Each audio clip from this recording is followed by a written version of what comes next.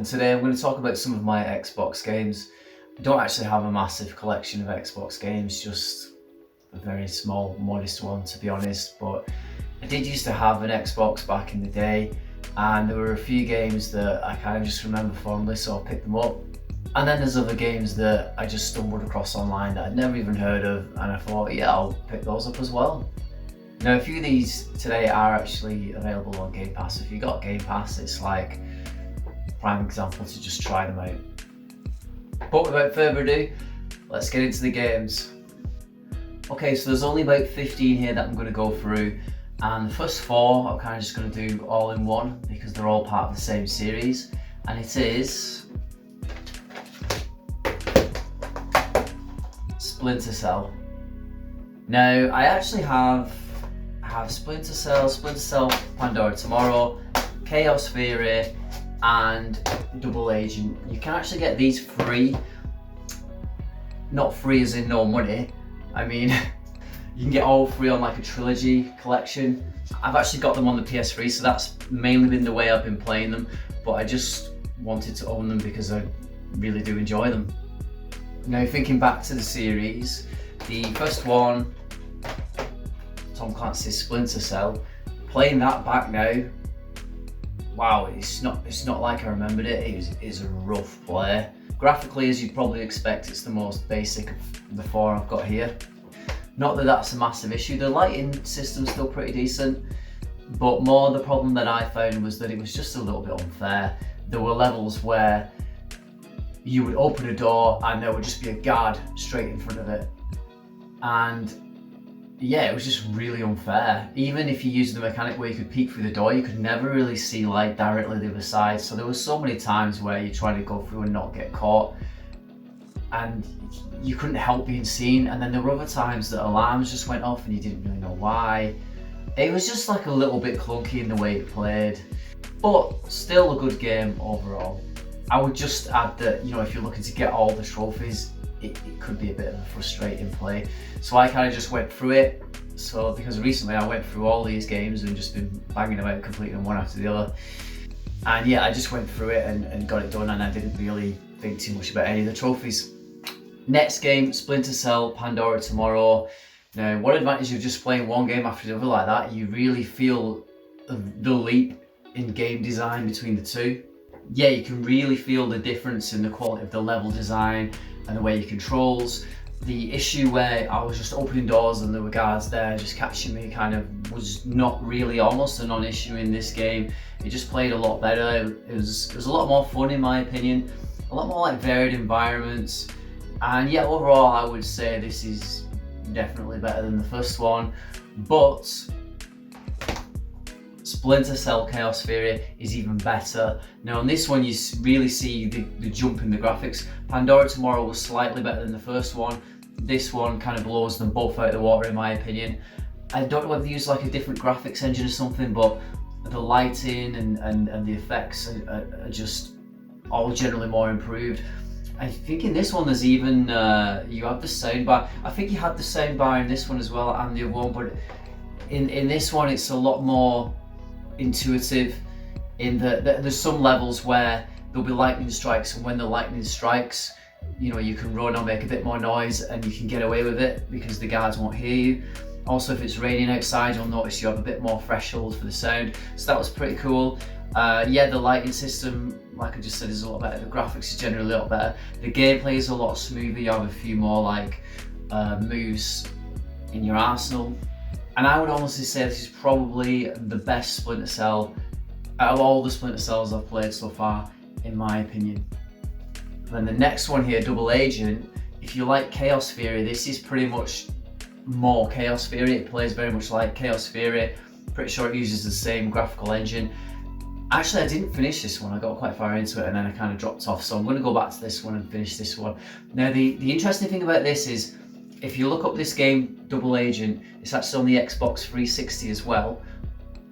Same title and cover, but it's actually a completely different game. These are 2 different games, and this, in my opinion, is by far the more superior game.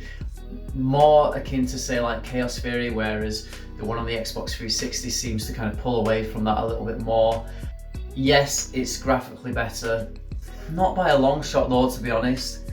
And if I remember rightly, I completed that one a long time ago, years ago, but I remember completing it and thinking, wow, this was really short. It was a really short game. So this one so far, I've not completed it, but it's definitely longer, I can tell you that much, because I got quite deep into it. But yeah, like I said, I will go back to it and finish it. Okay, this next game here, I just bought it because wherever I see it online, it seems to be expensive and kind of collectible. I used to have it on my PlayStation Vita, and for some reason I sold it. I don't know why. Actually, I do know why. I was absolutely skint at the time. But it is Dead or Alive Extreme Beach Volleyball. In fact, it might not have been Extreme Beach Volleyball I had on my Vita, but it is definitely a very similar game. In fact, it probably was. It probably was. Looking at the back here, it's basically like, it's all the women from Dead or Alive in swimsuits and bikinis. Maybe that's why it's so popular and sought after. You know, the jiggle physics and all that stuff. But you're basically playing like games. There's one where you running across like floating rafts on a pool and you have to press the right buttons. I think there's the one where you're like sort of like racing on the beach. There's volleyball, as you would expect. You have kind of like your own, if I remember rightly, you're like staying at a resort on a vacation, and you can like customize your room and unlock new bikinis and stuff. And oh, there's a casino in this one as well, just looking at it. I've not actually played this one yet because it's not backwards compatible on the Xbox One S. I do have an Xbox 360 in storage somewhere, but if I'm going to set that up, I'm thinking I might as well just buy a new 360, because to be honest, that thing now is on live support. I went through so many Xbox 360s with the red lights, and it was just a joke. I remember buying an Xbox 360 Elite, and then after 6 months it broke, and I was absolutely furious. But this one is actually one of the original Xboxes, and I remember one of my friends bought me like a big, massive fan that you put on the back of it. It makes a lot of noise, but was there to cool it. And it's literally on live support, but it just keeps it going and going. So it's the longest lasting Xbox I've ever had, purely because of this fan. But what I'm thinking is, if I do go back to play some of these games that aren't necessarily backwards compatible on the One S, like the more obscure ones don't tend to be, then I'll probably get the model they did that was more like the bow tie model, because I think that one didn't really suffer from a lot of the issues that the earlier models did. The next game, Dave Mirror Freestyle BMX 2, that is. Yeah, if you look on the back, it's basically Tony Hawk's but with a BMX. I can't even remember what compelled me to buy this. I think I was just maybe like trawling YouTube and saw somebody mention it. And I think one of my friends used to have it. I had like a vague recollection of it, and I thought, oh, why not pick it up? I've not even played it yet, to be honest. I don't think it's backwards compatible, so again, I'd need the original 360 to play this one. This one is on Game Pass, backwards compatible. Jade Empire. It's by BioWare. I think they're the same guys who did Knights of the Old Republic, and you can kind of tell when you're playing it. This one's very like kung fu and magic oriented, so you'll kind of pick from your characters at the beginning. There'll be like one of 4 characters you can pick from, and then you also pick your fighting style. So you might have a fighting style that's like kind of slow and methodical, powerful. You might have one that kind of like helps you recover magic power, or you might have one that's fast, or there's different various ones, and then you can learn different ones as you go through the game. You also have like a weapon you can choose at the start. I think you get like a sword or a staff, I think is the other option. And the magic's pretty cool, you know, you can use fire, ice magic.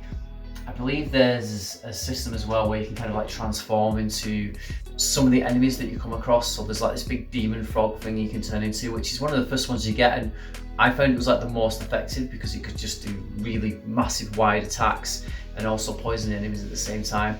It was a really fun game. The combat system works pretty well. Usually you have a partner as well. I wouldn't really say you do have a party, but in the combat it's just you, and then you pick one of the party members to take with you. That other party member will either fight, or you can put them in kind of like a support mode, and each different party member supports you in different ways. So for example, one might meditate and your mana will kind of constantly go up, or you cheat as it's called in that game. And others may like do meditation that will help you heal, others might do meditation that will help you regain focus. Focus is used for your weapon attacks. And I think there's a couple of other different ones as well. But yeah, it's a really good game. I played into it about maybe 10 to 15 hours. I really should sit down and complete it. It's another one on the long list, to be honest. Ninja Gaiden Black. I think this is available again now. They've released a collection that you can get on the PS4, which I've been wanting to pick up, but yeah, it's just a little bit pricey for me at the moment. Yeah, it's Ninja Gaiden, so it's really hard. Graphically, pretty impressive game, especially for like the original Xbox. Never completed it, not gonna lie. It was just so hard. I think on that one, I remember getting to a part where I'd beaten all these bosses, and they took me loads and loads of tries, and then I got to this area where it was like, right, now you have to fight 2 of these bosses at the same time, and I was just like, are you serious? And that kind of like really killed it for me. Also, I think the woman in this that you can play as, there's a woman with like a massive hammer. I think it's this one if I remember correctly, but yeah, I found her, she was really hard to use, she was really slow, and like when I was playing as Ryu, the main guy, I was just like tearing it up, but playing as her, I found it really difficult to kind of adjust to her playstyle. Okay, this next one is backwards compatible. I'm not sure if it's on Game Pass. I think it did come on there recently, but I bought this before it kind of popped up on there, and it's Republic Commando. Now this, I believe this is set like after the Clone Wars, I believe. Apologies if I'm incorrect, but yeah, you're playing as like the clone troopers, but like each clone trooper kind of has his own sort of personality. Like there's one guy that's like demolitions, one's like a flamethrower guy, one's the leader. I think the other's like the tech guy, and they have like slightly different skills, and it's basically like a squad-based shooter. It's pretty cool though, because you fight all these different enemies. Like you fight, I think you go into like Genosha and fight the Genoshans. There's some Wookiees in there. You fight droids. Some of the droids, I think there's like the big shield, I think they call it Echas, with the big shield around them. There's like different strategies you have to use to beat them. You can like tell your men to take up certain points in the room, you know, where they can kind of shoot from cover. And it's quite like tactical. Like a fight can definitely go against you if you don't order your men correctly. So it was a really good game. Graphically as well for the time, it's very impressive. Like even I booted this up not too long ago and it's still pretty good. And yeah, it's just a pretty satisfying Star Wars game that I really think like just totally went under the radar. Spider-Man 2, I always remember this. Other than Ultimate Spider-Man's probably one of my favourite Spider-Man games. I've actually not played Spider-Man PS4 yet, so yeah, maybe that will be when I play it. But until then, I'd say this is my second favourite Spider-Man game. I just have fond memories of it. I remember the web swinging mechanics were pretty good. There were some interesting types of enemies that kind of came in later in the game. You fought these guys with like mech suits and stuff. The spider sense kind of mechanic where you just kind of press the button and you can kind of dodge, you know, as you get attacked was pretty cool. Like you could dodge in midair and he'd do like this spin. It was pretty cool when the enemies was like shooting missiles at you and stuff. That was pretty cool. Because I remember in Ultimate Spider-Man they still had that mechanic, but you couldn't actually do it in the air. You could only really do it like when you're on the ground or on a wall. And I was like, oh, that sucks. I kind of wanted to do it midair. Like this one, you could do it midair. I know it's only like a small thing, but yeah, I just thought that was a pretty cool mechanic. But I would still probably rate Ultimate Spider-Man above this just because of the sheer amount of comic book characters there were in that game. I remember playing that game and then every 2 minutes it was like there was a new enemy that I wasn't expecting to see. I actually do have that game, just not on Xbox. I've got it on the PS2. But yeah, Spider-Man 2, really good game, especially considering that it's the game of a movie, because we all know how they usually turn out. Right, this next one, I think I must have been digging through some Hidden Gems videos because I would never have known about this game otherwise. And it is Goblin Commander, Unleash the Horde. It's basically an RTS, a top-down RTS, and you're commanding goblins, funnily enough. Yeah, it kind of reminds me maybe a little bit of Halo Wars, but what I would say is you don't quite command that amount of troops. It ran pretty well when I played it back on. I did actually have the original 360 set up a while back when I first picked this up and gave it a play. It's pretty decent. Unfortunately, it's not backwards compatible on the One S. You'll need a 360 to play this one, unless they decide to make it backwards compatible at some point. But to be honest, I can't really see that happening. But yeah, it's a nice little niche game. I'm not sure how much it goes for now. You'd have to look online, but I'm pretty sure I picked it up for like 10, 15 quid maybe. It might even have been ripped off, to be honest. This one's on Game Pass. Blinks the Time Sweeper. There's a Blinks 2 as well. I've been looking to pick that up, but I've just not really found it for the price I'm willing to pay at the moment, if I'm being honest. But yeah, I played this one a bit. I think the idea with Blinks was that it was going to be an early mascot for Xbox, and it just kind of didn't really like work out. But the mechanics in this are that you can basically like rewind and pause time or make it slow-mo. And it was, yeah, pretty unique for the time. The graphics, well, when you play this now, because it's backwards compatible, like, it looks decent. You get a pretty decent resolution out of it. The gameplay is pretty good. You have like a Hoover as well. You can like suck up items and like shoot them back at enemies.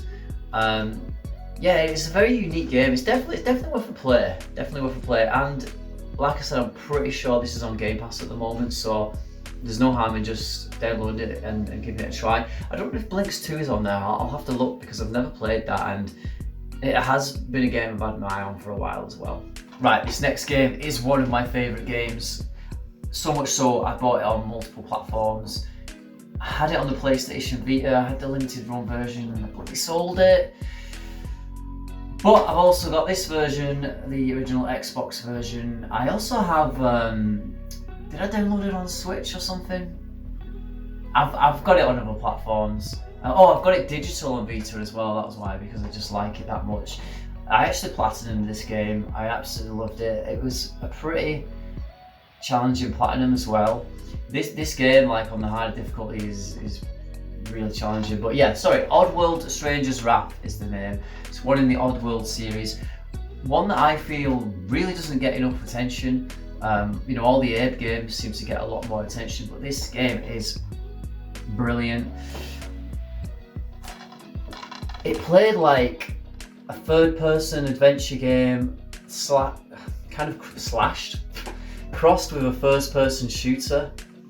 It was so good, and the first half of the game is like completely separate to the second half.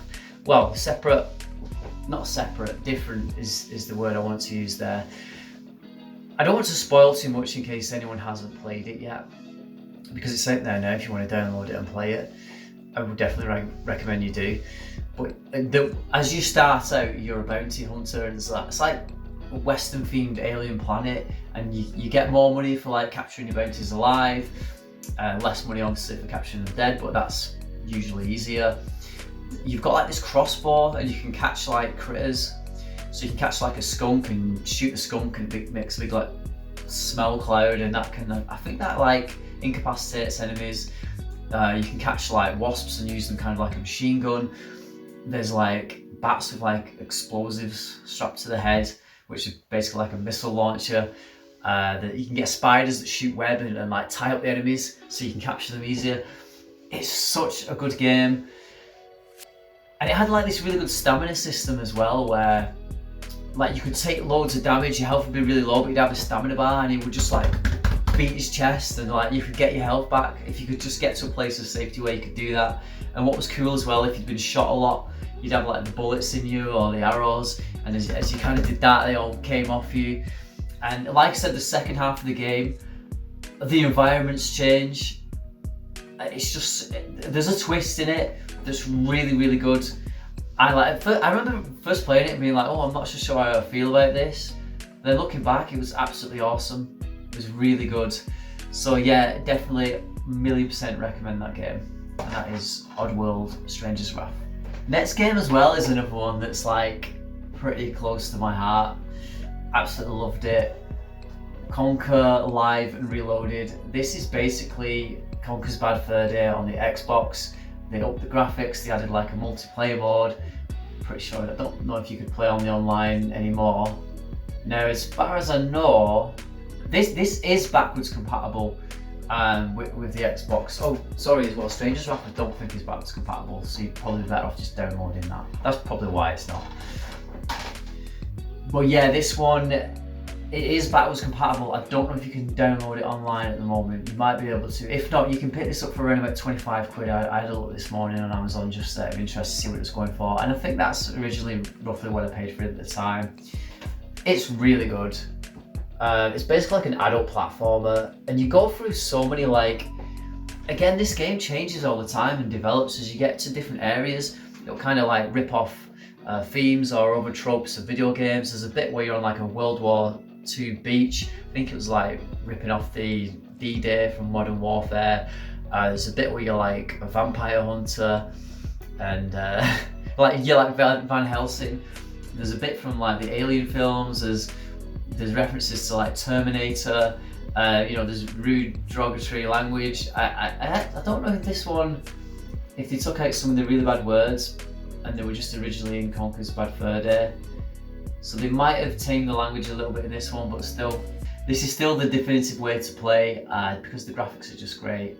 And yeah, you can bang it in your Xbox One, S, X, whatever you've got, Series X if you're lucky enough, if you can bloody get your hands on one, you know, and play it at an upscaled resolution. And finally, now this one I just wanted to play it, so I wasn't really bothered that I didn't have the proper cover or anything. It's, yeah, you can't really tell what it is obviously, but it's... I've got the manual though. Morrowind, The Elder Scrolls Morrowind. This is the Game of the Year edition. So it included the DLC, which I think it would tell me on the back, but I believe it was Blood Moon, and I think the one was called Tribunal. Now, I remember I bought this ages ago, before even the Xbox One S was out. I remember putting it in my 360, booting it up, playing it, and then it kept crashing on the load screens. What's really good now though is that even if your disc is like a little bit dodgy, I'll put it in the 1S and it's like, oh, it still recognises the game. So say you own the game and it basically downloads the game for me. So now it runs absolutely perfectly. So one advantage of the digital realm, I suppose. So yeah, this is one I keep going back to every now and then and giving it a bit of a play. It is kind of like weird going back and having to read all the text, and the one thing about this game was the blooming stamina bar. Like whenever I went anywhere, the stamina was just always going down. I was like, what? Can't believe like I used to play like this, but it's still like an awesome game if you're willing to invest the time into it.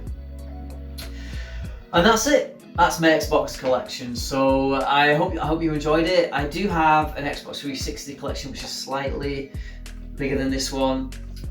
And I have the Xbox One collection as well, which I think is around about the same size as the 360, maybe a little bit smaller. But a lot of those games are available on Game Pass, so you know the great thing is like if you want to just try them out and you've got Game Pass, you can just try them out. You know, you don't have to necessarily spend the money on it, other than the subscription fee, obviously. One of the great things about Game Pass for me is it's perfect for me because I can just pay that $11.99 a month or whatever it is, and I can play some of the latest games, so I don't have to worry about dropping a ton of money on them. And then I can just focus on looking at some of the older games that I can pick up for a couple of quid, expanding my collection, and at the same time I'm still getting the benefits of playing some of the latest games. So yeah, like I said, that's it. I hope you enjoyed the video and see you again next time. Bye!